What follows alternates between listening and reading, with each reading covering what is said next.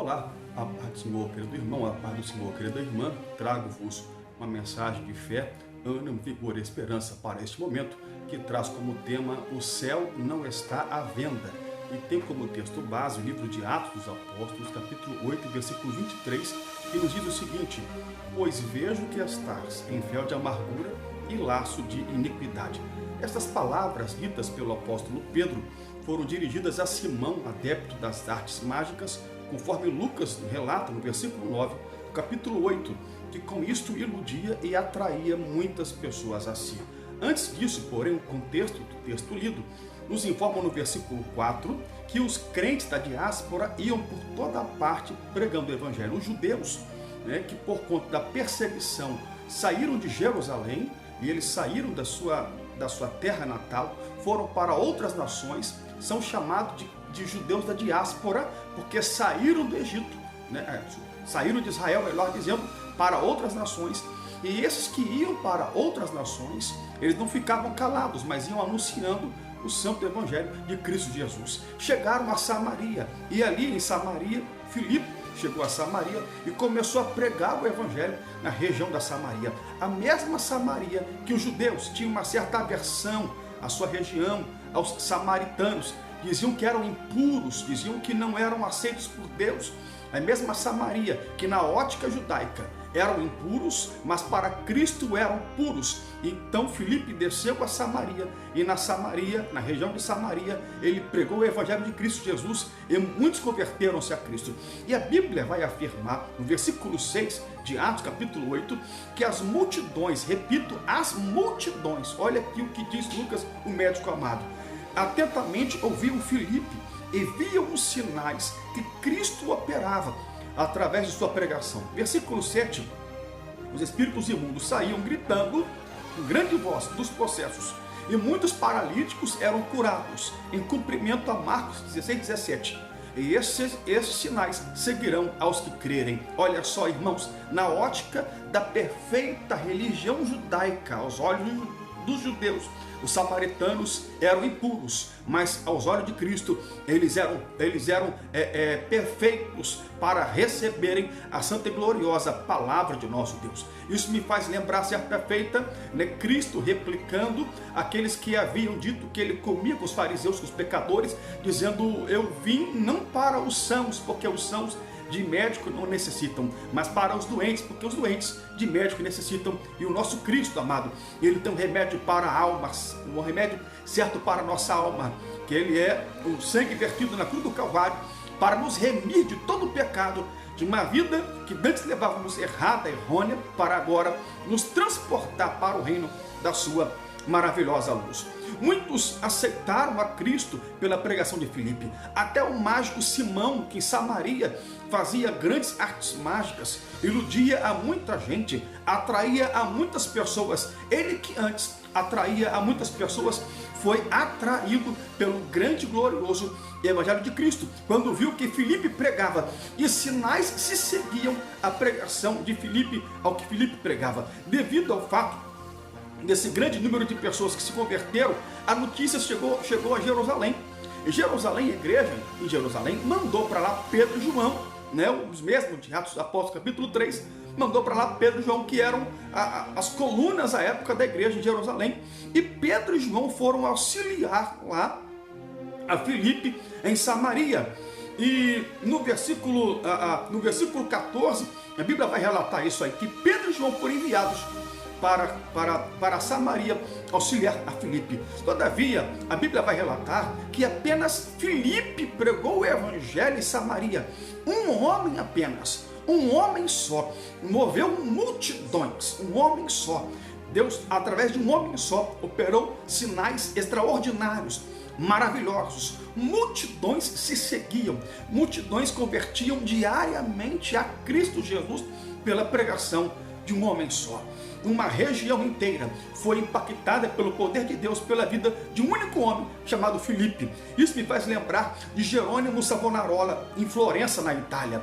Jerônimo Savonarola, século XV, salvo o melhor juízo, pregou a palavra de Deus em Duomo, na Catedral de Duomo, em Florença, na Itália, e as pessoas iam, pasme, à meia-noite à meia-noite, as pessoas iam para os arredores da Catedral de Duomo, para que pudessem dormir ao relento, para que pudessem conseguir um local mais próximo ao púlpito para ver o grande pregador Jerônimo Savonarola pregar em Florença, na Itália. Um homem só moveu uma cidade chamada Florença, na Itália, nas mãos de Deus. Tão grande foi o que Deus fez ali que as crianças iam até as mulheres pegando artefatos ditos pecaminosos que as mulheres usavam, dizendo: em nome de Jesus, me dá isso aí para cá. E as mulheres davam aqueles artefatos que eram tidos como pecaminosos, né, perante a igreja em Florença, e muitos converteram-se a Cristo em Florença, na Itália, pela pregação de um só homem chamado Jerônimo Savonarola. Isso me faz lembrar, início do século XX, Evan Roberts, que começou a orar: dobra-me, ó Deus, dobra-me, ó Deus, dobra-me, ó Deus, diante do teu Espírito, e me dê avivamento total sem precedentes. Deus deu um avivamento total para Evan Roberts, que abarcou, que impactou não apenas a rua, não apenas o bairro, não apenas a cidade, não apenas a região, não apenas o estado onde Evan Roberts residia, mas todo o país de Gales foi impactado pela vida de um homem só, que doou-se a Cristo, aleluia, para a grande obra, o grande comissionamento, a grande e gloriosa obra missionária de Cristo Jesus. Isso me faz lembrar de John Hyde em Punjab, na Índia. John Hyde era inglês, e no início do século XX, de 1900 a 1910, ele esteve na Índia. Ele disse: Deus, dá-me almas para ti. Orava cerca de 8 horas por dia em oração. 8 horas de oração a Deus por dia. E Deus lhe deu almas. Ele pediu a Deus 1, 2, 4, 6, 8, 10 almas por dia. Ao término de 10 anos de ministério na Índia, haviam sido contabilizados cerca de 100 mil almas para Cristo na Índia. Isso me faz também lembrar do ano de 1741, século XVIII, quando Jonathan Edwards subiu o grande púlpito para pregar: pecadores nas mãos de um Deus irado. A plateia, em sua maioria de marinheiros, em certo momento da pregação, em certa hora da pregação, levantou de seus lugares, foram até as pilastras, as colunas do templo, agarrando-se às mesmas, pensando que o chão iria se abrir, iriam ser engolidas vivas. Tamanho foi a consciência deste que pesou no momento da pregação do grande homem de Deus, Jonathan Edwards.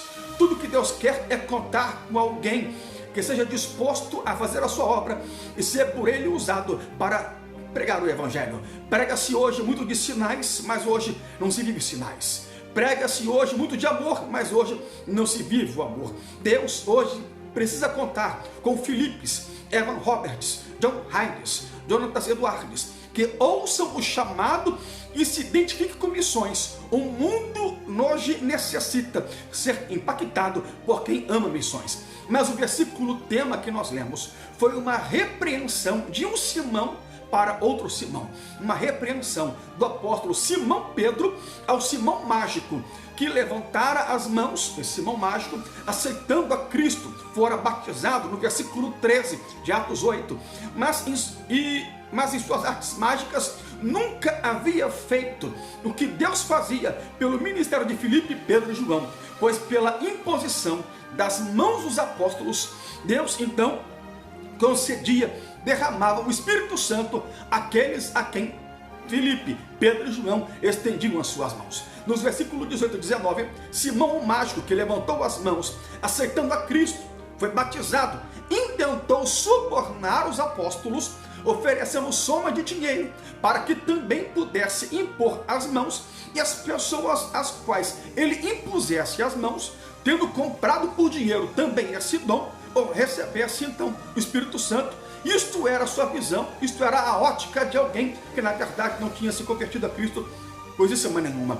Mas o Espírito é santo, e aqueles que têm o Espírito Santo também são santos. Esse evangelho não é o evangelho da barganha, da breganha. Não foi forjado no inferno esse evangelho, mas esse evangelho foi idealizado nos céus. E com os céus não há barganha, com os céus não há breganha. Pode haver barganha, pode haver breganha no inferno, mas nos céus não há barganha, nos céus não há breganha.